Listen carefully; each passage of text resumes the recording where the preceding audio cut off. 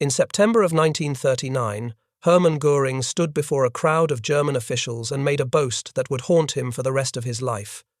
"No enemy bomber will ever reach the Ruhr," he declared. "If one reaches the Ruhr, my name is not Goering. You may call me Meyer." The crowd laughed.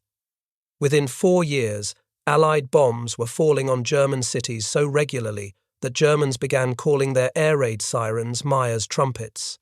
But Goering's arrogance did not stop at bombers. When reports reached him about American fighter aircraft, he dismissed them with contempt. The Americans, he scoffed, could only make refrigerators and razor blades. They would never build fighters capable of challenging the Luftwaffe's supremacy. He was about to be proven catastrophically wrong. This is the story of how American fighters transformed from a source of German mockery into their greatest nightmare. It is the story of how the Luftwaffe went from hunting American bombers like wolves among sheep to being hunted themselves across every corner of their own sky. And it is the story of how 90% of German fighter pilots would ultimately die in a war they had once believed they could not lose. To understand why Goering felt so confident, you have to understand the state of American fighter aviation at the start of the war. The early American fighters were frankly disappointing.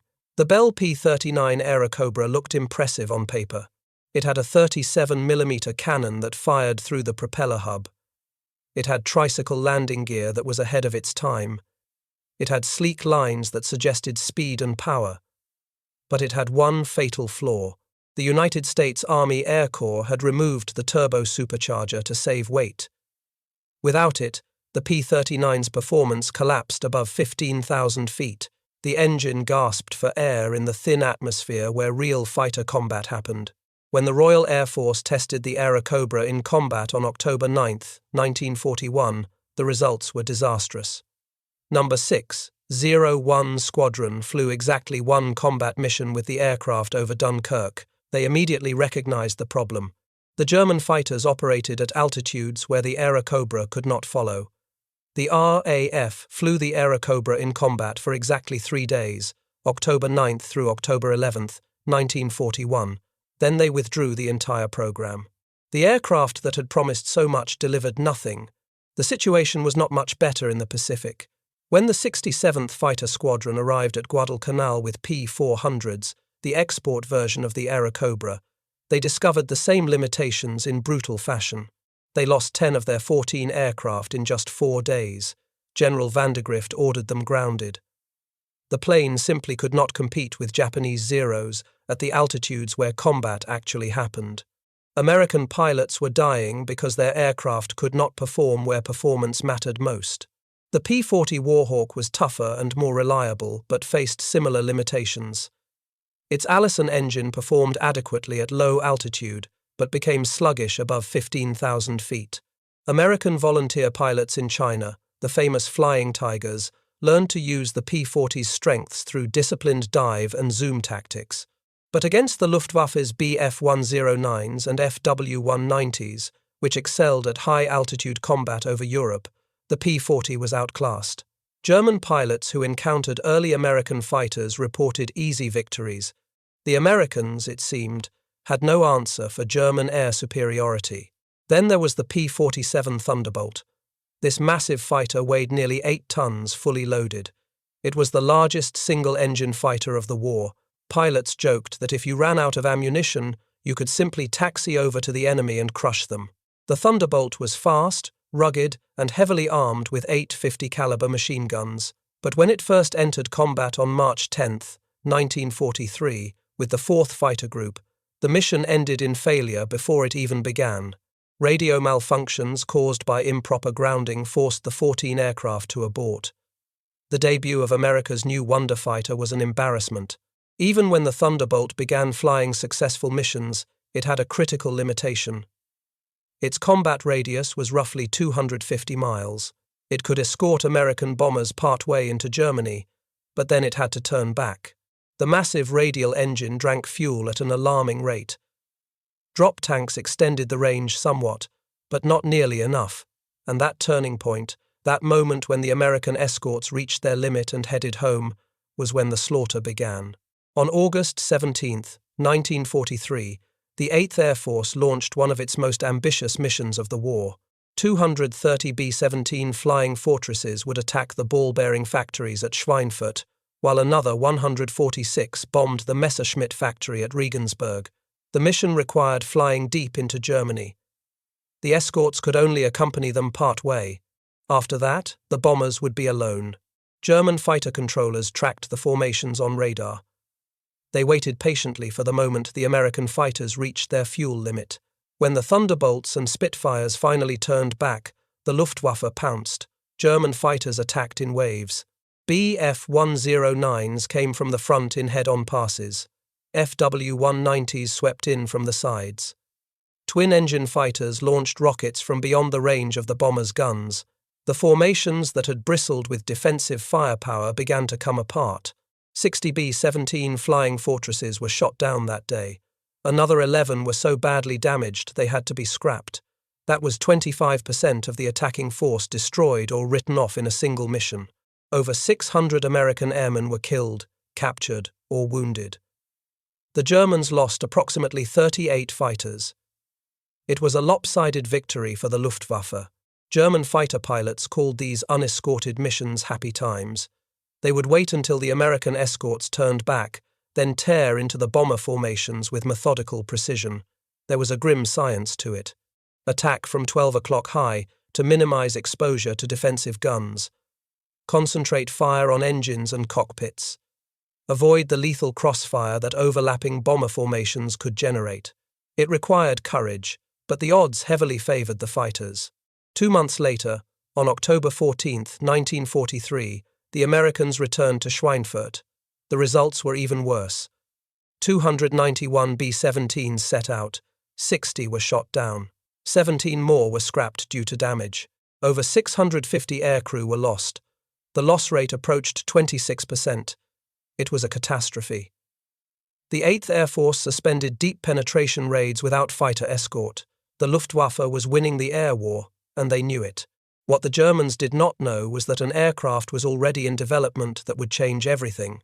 The story of the P-51 Mustang begins with a seemingly impossible deadline and an audacious promise. In the spring of 1940, Britain was desperate for fighter aircraft. The Battle of Britain was approaching. Fighter Command needed every plane it could get. The British Purchasing Commission approached North American Aviation with a request to build P-40 fighters under license. It seemed like a straightforward manufacturing deal. North American's President, James Howard Kindleberger, made a counteroffer that changed aviation history. "Give us 120 days, he said, and we will design you something better." The British were skeptical but interested. They had nothing to lose. On April 10, 1940, they sent a letter of intent. On May 29, they placed a firm order for 320 aircraft of a design that did not yet exist. North American had bet the company on a promise. Chief designer Edgar Schmood assembled his team and began work immediately. They designed the airframe in an astonishing 102 days. Schmood incorporated the latest aerodynamic research into every aspect of the design. The wing used a laminar flow airfoil that reduced drag. The radiator was positioned to actually generate thrust from heated air. The fuselage was streamlined to an unprecedented degree. Every detail was optimized for speed and efficiency. The prototype, designated NA-73X, rolled out of the factory on September 9, 1940. It was an extraordinary achievement. The aircraft had gone from concept to physical reality in just over 100 days. Test pilot Vance Breese took it aloft for the first time on October 26 at Mines Field, which would later become Los Angeles International Airport. From signed contract to first flight had taken just 149 days. No modern fighter had ever been designed and built so quickly. The aircraft that rolled out was sleek and purposeful. Test pilots praised its handling. It was fast at low altitude, faster than nearly anything the Allies had. But the early Mustang had the same problem as other American fighters. It used the Allison engine, and its performance above 15,000 feet was mediocre. The supercharger simply could not deliver enough compressed air to maintain power at high altitude. The aircraft was relegated to low-altitude reconnaissance and ground attack missions with the RAF.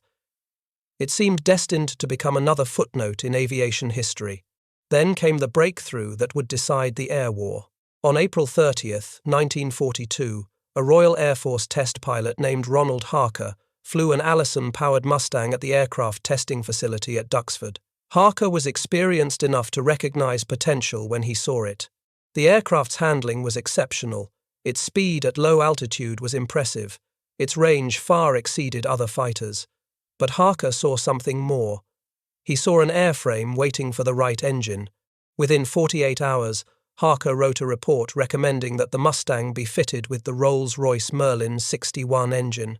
This was the same supercharged power plant that had transformed the Spitfire into a high-altitude champion. The Merlin's two-stage supercharger could maintain power at altitudes where the Allison simply gave up. If the Mustang's exceptional airframe could be mated to the Merlin's high-altitude performance, the result might be something remarkable.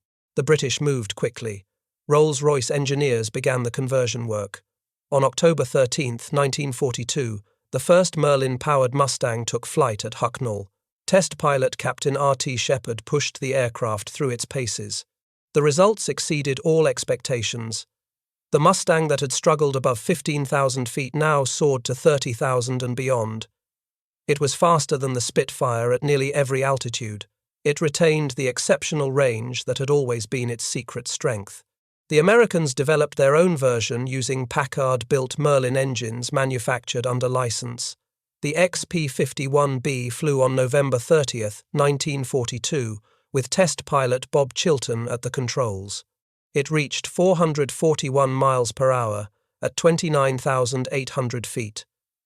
The Mustang had been transformed from a mediocre performer into arguably the finest propeller-driven fighter of the war. One British aviation historian later wrote that it was as though the aircraft had been sired by the English out of an American mother. But speed was not what made the P-51 truly dangerous to the Luftwaffe. Range did. The Mustang's efficient laminar flow wing and carefully designed fuel system gave it exceptional endurance. With external drop tanks, the P-51 could fly over 750 miles from its base in England and still have enough fuel to engage in combat and return home. For comparison, the P-47 with drop tanks could manage perhaps 375 miles of combat radius. The P-38 Lightning was better but still fell short of the Mustang's reach. For the first time, American fighters could escort bombers all the way to Berlin and back. The deep interior of Germany, which had been a sanctuary where German fighters could attack bombers with impunity, was about to become a killing ground. The era of happy hunting was over. The 354th Fighter Group received the first P-51B Mustangs at their base at Boxted, England, in November of 1943. These pilots were about to make history. On December 1st, they flew the aircraft's first combat mission, a fighter sweep over Belgium and France. There were no significant encounters with the enemy, but the mission proved the aircraft could operate effectively. On December 5th, they flew the first Mustang bomber escort mission, accompanying heavy bombers partway to Paris. But the real test came on December 13th, when the 354th escorted bombers to Kiel, a round trip of nearly 1,000 miles. The combat radius had expanded to 490 miles. German pilots reported encountering American single-engine fighters deeper inside the Reich than ever before. Confusion spread through Luftwaffe intelligence. How were the Americans doing this? What aircraft could possibly have such range? The 4th Fighter Group, the famous Debden Eagles who had started the war flying Spitfires with the RAF, received their P-51B Mustangs in late February of 1944. These were pilots who already knew how to fight. Now they had an aircraft that could take them anywhere they needed to go. On March 4, 1944, they made history. The 4th Fighter Group escorted bombers on the first American raid over Berlin. The round trip covered 1,100 miles. P-51 Mustangs flew over the capital of Nazi Germany. When German fighters rose to intercept the bombers, they found Mustangs waiting for them. This was not supposed to happen. No single-engine fighter had the range to escort bombers to Berlin. The Luftwaffe's entire defensive strategy depended on American escorts turning back. Now that assumption was shattered. Adolf Galland, the Luftwaffe's general of fighters and one of Germany's greatest aces with 104 victories, received the report with disbelief. He immediately informed Goering that American single-engine fighters had been spotted over Berlin. Goering's response, documented by Albert Speer in his memoir Inside the Third Reich, was extraordinary. "That is simply not true," Goering insisted. "The report was simply wrong.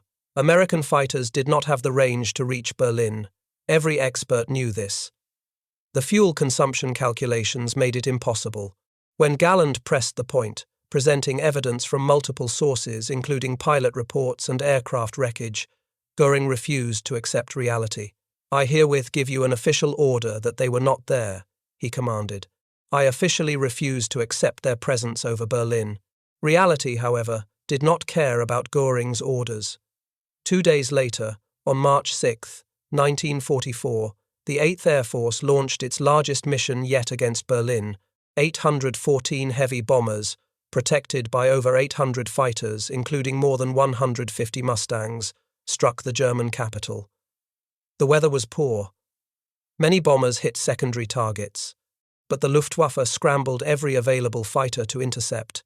The result was catastrophic for the Germans. American fighters shot down dozens of German aircraft. The Luftwaffe lost experienced pilots it could not afford to lose. 69 American bombers were destroyed, the highest single-day loss for the 8th Air Force. But the exchange rate favored the Americans. They could absorb losses. Germany could not. March 6, 1944 became known as Black Monday within the German fighter force. The man who understood the implications best was Adolf Galland himself. In his memoir The First and the Last, he wrote that wherever their fighters appeared, the Americans hurled themselves at them. They were no longer content to simply protect bombers. They wanted blood. "Nowhere were we safe," Galland wrote. "We had to skulk on our own bases. Even landing became dangerous, as American fighters prowled near German airfields, attacking aircraft when they were most vulnerable."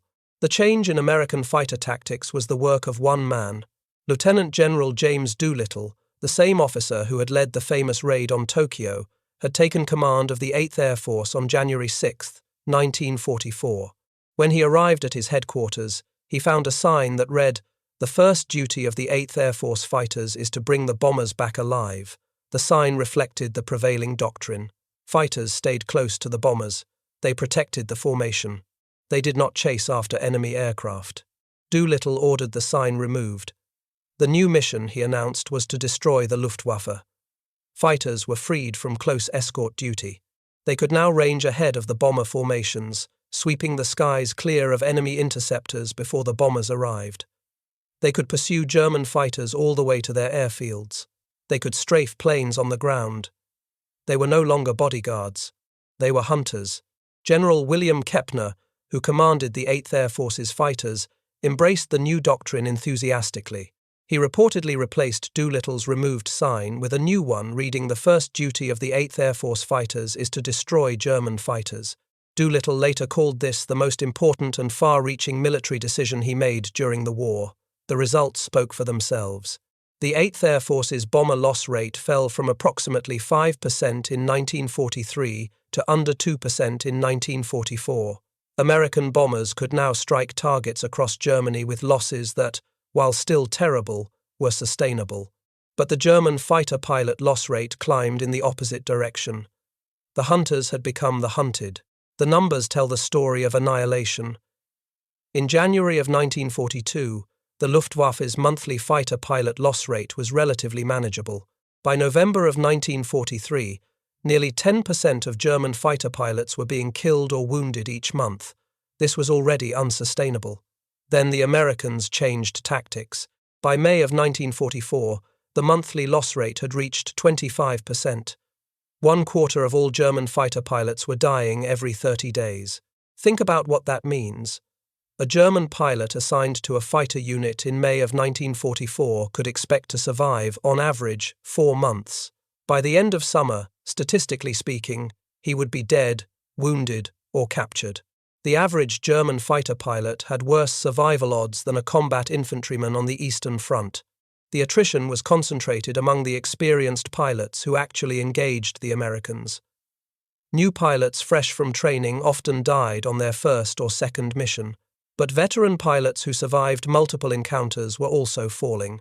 Between January and June of 1944, approximately 2,000 German fighter pilots were killed, wounded, or captured defending the Reich. These were not replacement pilots fresh from training schools. These were the veterans who had survived years of combat on multiple fronts. When they died, they took their hard-won expertise with them. No training program could replace experience. The Luftwaffe tried desperately to replace its losses. German aircraft factories actually increased production dramatically, despite Allied bombing. In 1944, Germany produced approximately 40,000 aircraft, including roughly 25,000 fighters. The factories were turning out Bf-109s and Fw-190s faster than ever. But aircraft without pilots are just aluminum and steel. Germany could not train pilots fast enough to replace the ones dying over their own cities. Before the war, Luftwaffe fighter pilots received over 200 hours of flight training before joining operational units. They learned aerobatics, gunnery, formation flying, instrument flying, and combat tactics. By early 1944, this had been cut to approximately 160 hours.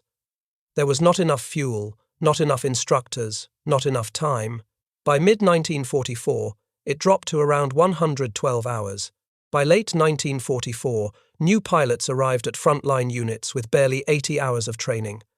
Some had never fired their guns at an aerial target. By February of 1945, fuel shortages had become so severe that flight training ceased entirely. There was not enough gasoline to train new pilots. There was barely enough to fly missions. New aircraft sat at factories without fuel to ferry them to operational bases. Germany was producing fighters it could not fly, and training pilots who would never learn to fight. Meanwhile, American pilots arrived in Europe with 350 to 500 hours of flight time. They had trained in the clear skies of Texas and Arizona, where fuel was abundant, and the weather allowed flying nearly every day. They had fired thousands of rounds of ammunition at targets and sleeves. They had practiced formation flying and combat maneuvers until the movements became instinct. They were better trained, better rested, and flying better aircraft. The result was predictable. Adolf Galland wrote that most of these new pilots were lost during their first 5 flights. Germany was sending barely trained young men, some still teenagers, into combat against highly skilled Americans in superior aircraft. It was not a fair fight. It was a slaughter. The toll on Germany's elite pilots was devastating. Hans Philipp had scored 206 aerial victories, most of them on the Eastern Front against Soviet aircraft. He was one of the Luftwaffe's most accomplished aces. On October 8, 1943, he was shot down and killed by P-47 pilots of the 56th Fighter Group. He was only 26 years old. Egon Meyer was the first Luftwaffe pilot to achieve 100 victories exclusively on the Western Front. He was an innovator who developed the head-on attack against American bomber formations. On March 2, 1944, he was shot down and killed by P-47 pilots. He was 36 years old and had been flying combat missions for nearly 5 years. Walter Ozow had 127 victories across 3 fronts. He was one of the first German pilots to engage the Royal Air Force in 1939. On May 11, 1944, he was shot down and killed by P-38 Lightnings of the 474th Fighter Group. He was 31. Walter Nowotny was a phenomenon. He had scored 258 victories, mostly on the Eastern Front, before being transferred to command one of the first Me-262 jet fighter units. On November 8, 1944, he was killed while flying a jet, possibly due to engine failure, possibly due to combat damage. The exact cause was never determined. He was 23 years old. Germany was losing its aces faster than it could make new ones. Each ace represented not just exceptional skill but years of accumulated experience. When they died, that experience died with them. Young pilots could not learn from veterans who were already in their graves. The Americans, by contrast, were producing aces at an astonishing rate. Francis Gabreski of the 56th Fighter Group scored 28 aerial victories, making him the highest-scoring American ace in Europe. Robert Johnson, also of the 56th, scored 27. Johnson survived an extraordinary encounter on June 26, 1943, when his P-47 absorbed tremendous damage but carried him home. Legend holds that the German pilot, possibly Egon Meyer himself, saluted Johnson before breaking off when his guns were empty. George Preddy, of the 352nd Fighter Group, scored 26.83 victories, the third highest total in Europe. On August 6, 1944, Preddy shot down 6 Bf-109s in a single mission, the highest single mission score for any American pilot in Europe. He was killed on Christmas Day of 1944, shot down tragically by American anti-aircraft fire near Liege while pursuing an enemy fighter at treetop level. He was 23 years old. Don Gentile of the 4th Fighter Group was called One-Man Air Force by General Eisenhower himself and Captain Courageous by President Roosevelt. He scored 21.83 victories before being sent home after a landing accident damaged his personal aircraft. The 56th Fighter Group alone produced 39 aces and claimed 665 aerial victories during the war. They were so effective flying the massive P-47 Thunderbolt that they never converted to the P-51. Their commander, Hub Zemke, believed the Thunderbolt's ruggedness and firepower made it ideal for the aggressive tactics he demanded.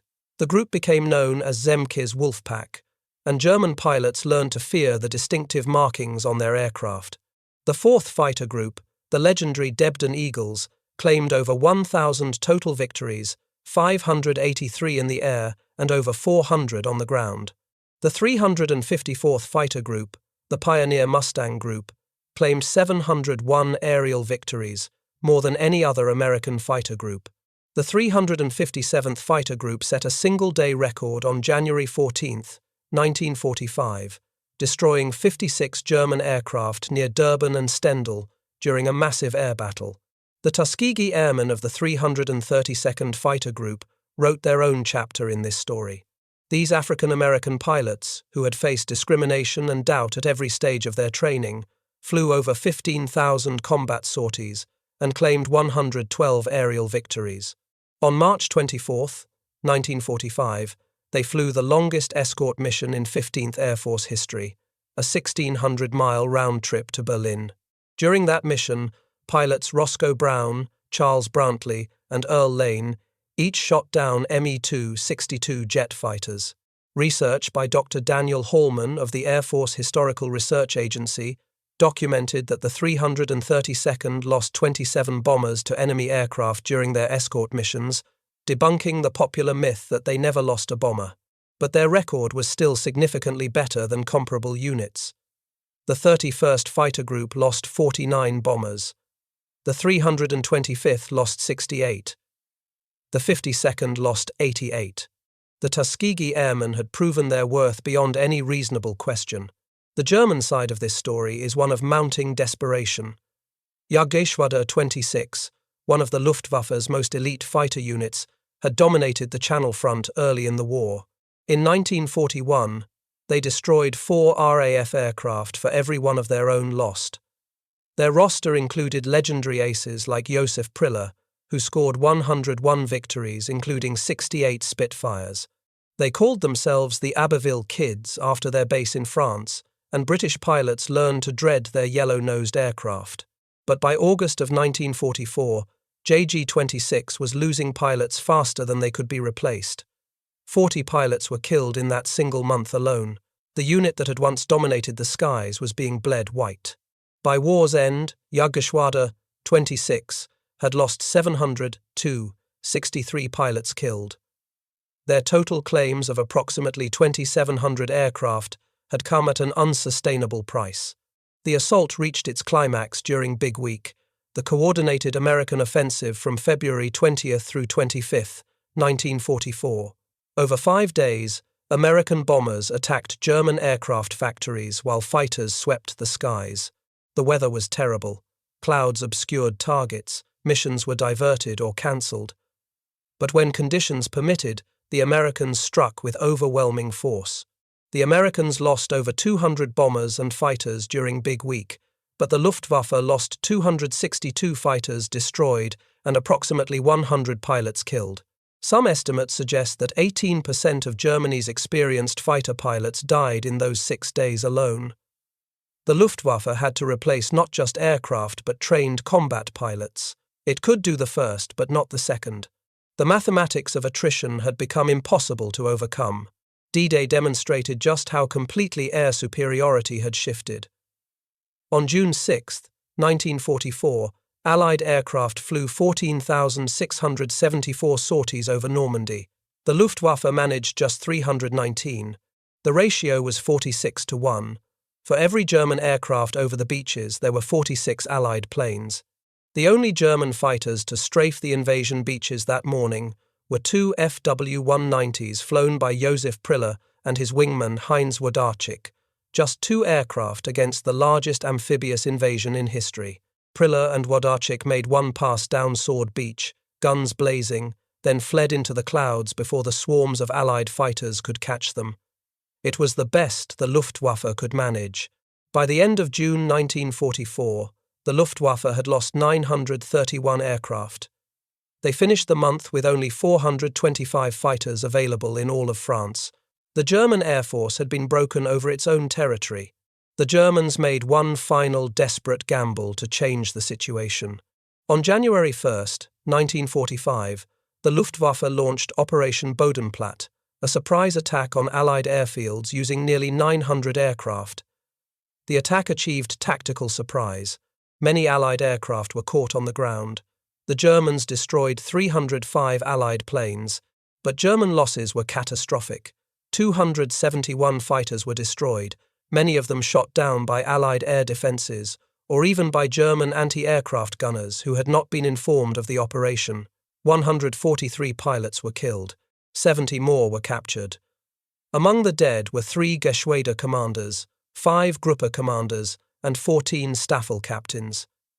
22 irreplaceable unit leaders were lost in a single morning. Adolf Galland called Operation Bodenplatte the Luftwaffe's death blow. The Allied aircraft destroyed could be replaced within days from the massive American production lines. The German pilots and commanders could never be replaced. The Luftwaffe had traded irreplaceable experience for temporary damage that meant nothing. The relationship between Goering and his fighter pilots had collapsed completely. On October 26, 1944, Goering summoned Galland and other senior fighter commanders to a meeting. He accused them of cowardice, of making excuses, of failing to stop the American bombers. He raged at pilots who he claimed would not engage the enemy. The confrontation grew heated. According to multiple accounts, Galland finally had enough. He reached up, tore off his own decorations one by one, placed them on the table before him, and walked out of the room. Goering was stunned but did nothing. The relationship between the Luftwaffe's leadership and its combat pilots had shattered beyond repair. On January 19, 1945, a group of senior fighter pilots including Gunther Lutzow, Hannes Trautloft, and Johannes Steinhoff confronted Goering at the Haus der Flieger in Berlin. They demanded better aircraft, more fuel, and an end to the suicidal tactics being imposed on them from above. They spoke as men who had nothing left to lose. Goering responded by threatening to have them shot for mutiny. Only Hitler's intervention saved them from execution. The pilots who had won Germany's air victories were now considered traitors for daring to speak the truth. Galland was relieved of his command as General of Fighters, but was permitted to form Jagdverband 44, an elite unit flying the new Me-262 jet fighter. The unit's roster read like a hall of fame of German aviation. Gerhard Barkhorn with 301 victories, Heinrich Bahr with 220, Johannes Steinhoff with 176, Walter Krupinski with 197, Gunther Lutzow with 110. The top 5 pilots alone had over 1,000 victories between them. They were Germany's finest, gathered in one unit. Yet Jagdverband 44 never had more than 16 airworthy jets at any one time. Fuel shortages kept most aircraft grounded. Spare parts were nearly impossible to obtain. Allied bombing had wrecked the supply chains. Germany's best pilots sat on the ground while American formations roared overhead. They had the aircraft and the skill. They simply could not fly. The Me-262 represented Germany's last hope of regaining air superiority. Galland had first flown the jet on May 22, 1943, and described the experience with wonder. "For the first time I was flying by jet propulsion," he wrote. "No engine vibrations, No torque and no lashing sound of the propeller. It felt as though angels were pushing him through the sky. The aircraft could reach 540 miles per hour, faster than any Allied fighter. It was armed with 430mm cannons that could shred a bomber with a single burst. But Hitler's insistence on using the Me-262 as a bomber delayed its deployment as a fighter by crucial months. Hitler believed Germany needed attack aircraft to strike the Allied invasion forces. His interference meant the jet was not fielded as a pure fighter until it was too late to matter. Approximately 1,433 Me-262s were built, but maintenance problems and fuel shortages meant fewer than 60 were ever operational at one time. American pilots quickly developed tactics to counter the jets. The Me-262 was vulnerable during takeoff and landing, when it was slow and could not accelerate away from danger. American fighters learned to lurk near German airfields and attack the jets at these critical moments. On February 25, 1945, Mustangs of the 55th Fighter Group caught an entire German squadron taking off and destroyed 6 jets before they could gain altitude. Over 100 Me-262s were lost to American fighters during the war. Germany's wonder weapon was neutralized by superior numbers and aggressive tactics. The fuel crisis sealed the Luftwaffe's fate. Germany depended on synthetic fuel plants for 92% of its aviation gasoline. Coal was converted to liquid fuel through an elaborate chemical process. These plants were massive, complex, and almost impossible to hide. On May 12, 1944, American bombers began systematically destroying them. The results were devastating and rapid. In April of 1944, Germany produced 175,000 tons of aviation fuel. By June, production had fallen to 54,000 tons. By September, it was down to 5,000 tons. By February of 1945, production had virtually ceased at barely 1,000 tons per month. Albert Speer wrote to Hitler warning that the attacks had cut aviation fuel production by 90%. The Luftwaffe was forced to ground most of its aircraft. New fighters sat in factory parking lots without fuel to fly them to frontline units. Pilots could not train because there was no gasoline for training flights. Squadrons could not scramble because their aircraft had empty tanks. By autumn of 1944, the Luftwaffe was operating on less than 10% of its minimum required fuel. The German Air Force was dying of starvation, while American bombers flew overhead essentially unopposed. In April of 1945, Germany attempted one final desperate measure. Sonderkommando Elbe recruited volunteer pilots for a suicidal ramming mission against American bombers. The pilots were young, some barely trained, most expecting to die. Their Bf-109s were stripped of armor and most armament, carrying only 60 rounds of ammunition. The goal was to get close enough to ram the bombers. On April 7th, approximately 180 of these stripped-down fighters took off to intercept 1,261 American heavy bombers. The mission was chaos. Few pilots found their targets. Those who did often failed to bring down the bombers they struck. 8 bombers were destroyed by ramming attacks. 18 German pilots were killed. 6 went missing. 13 were wounded. The Sonderkommando Elbe mission was never repeated. There were not enough pilots or aircraft left to try again. The final statistics are staggering. Of the approximately 103 German pilots who scored 100 or more aerial victories, only 51% survived the war. The monthly death rate for German fighter pilots averaged 3.3% throughout the war. This meant that at the average rate, half of all fighter pilots were dead within 2 years of joining their units. By mid-1944, the entire German fighter pilot force was turning over every 5 months. Complete replacement. Every pilot either killed, wounded, captured, or transferred. Gunther Rall, who survived the war with 275 victories, was asked in a post-war interview what he thought of the P-51 Mustang. "It was a damned good airplane," he said simply. "They could fly for 7 hours, while we flew for 1 hour and 20 minutes. The mathematics of endurance had defeated the Luftwaffe as much as any single weapon. When Rall examined a captured Mustang, he was struck by its spacious cockpit. "For me it was a great room," he recalled. "Just fantastic." Johannes Steinhoff, who was badly burned when his Me-262 crashed on takeoff in April of 1945, later wrote about the terror of facing American fighters. Attacking hundreds of B-17s and B-24s with fighter escorts, he recalled, had many moments of sheer terror. The contest was no longer a sportive one. It had become industrial slaughter. Heinz Noack, who scored 33 victories, kept a diary later published as I Flew for the Führer. In one entry from August of 1944, he wrote something that captured the psychological state of German fighter pilots in those final months. "Every time I close the canopy," he wrote, "I feel that I am closing the lid of my own coffin." After the war, Goering finally admitted the truth he had refused to accept while it mattered.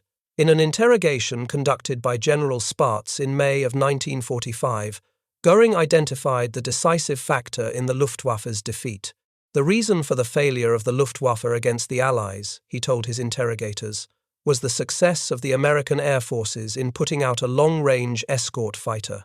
When he saw Mustangs appearing over Berlin, he recognized that Germany's defeat was inevitable. The jig was up. The transformation took less than 2 years. In early 1943, German fighter pilots mocked American aircraft and awaited unescorted bomber formations with eager anticipation. By early 1945, those same pilots, or rather their hastily trained replacements, were taking off on missions they knew would likely kill them. Facing swarms of American fighters, they could neither outrun nor outfight. The P-51 Mustang was produced in greater numbers than almost any other American fighter. More than 15,000 rolled off production lines. In the European theater alone, Mustangs destroyed nearly 5,000 enemy aircraft in the air, approaching half of all U.S. Army Air Force's aerial victories. They turned the air war from a German advantage into an Allied rout. The story of how American fighters broke the Luftwaffe is not simply a story of better technology, though the P-51 was a remarkable aircraft. It is a story of industrial capacity that Germany could never match. The United States produced over 300,000 aircraft during the war. Germany produced fewer than 100,000. In 1944 alone, America outproduced Germany by nearly 3-1 in raw numbers and over 5-1 by the weight of airframes. It is a story of training pipelines that kept American squadrons filled with competent pilots while German units received barely trained replacements. Between February 1942 and March 1944, the American training system processed 400,000 aircrew candidates, graduating over 260,000 as pilots. Germany could never approach such numbers, and it is a story of strategic vision. When Doolittle freed his fighters to hunt rather than merely escort, he transformed the entire nature of the air war. German pilots could no longer wait in safety for bombers to appear. American fighters came looking for them. They attacked airfields. They strafed trains. They pursued retreating aircraft until they crashed or ran out of ammunition. The sky over Germany belonged to America. The men who flew those missions have largely passed from living memory now. The Debden Eagles and Zemke's Wolfpack exist only in squadron histories and museum displays. The German aces who survived went home to rebuild their shattered country. Galland became an aerospace consultant. Steinhoff became a 4-star general in the new West German Air Force. Rall served as military attaché to NATO. Former enemies became allies against new threats. But the lesson of their struggle endures. Goering believed that American industry could produce refrigerators and razor blades, but not fighters that could challenge German supremacy. He measured American potential by what he had seen before, not by what America could become when challenged. He was wrong about everything. The Americans did not just build fighters, they built thousands of them. They trained tens of thousands of pilots to fly them, and they developed the tactics that allowed those pilots to hunt the Luftwaffe to extinction. By the spring of 1945, the once mighty German fighter force had been reduced to scattered remnants, flying on fumes when they could fly at all, crewed by boys with barely enough training to take off and land. They faced pilots with hundreds of hours of experience in aircraft that could outclimb, outrun, and outfight anything Germany could put in the sky. The Luftwaffe did not fear American fighters at the start of the war. By the end, that fear was the last thing many German pilots ever felt. Thank you for watching. If you found this story compelling, please take a moment to like and subscribe. Your support helps us continue exploring the forgotten chapters of history that shaped our world. Leave a comment telling us which aspect of this story surprised you most, and as always, we will see you in the next one.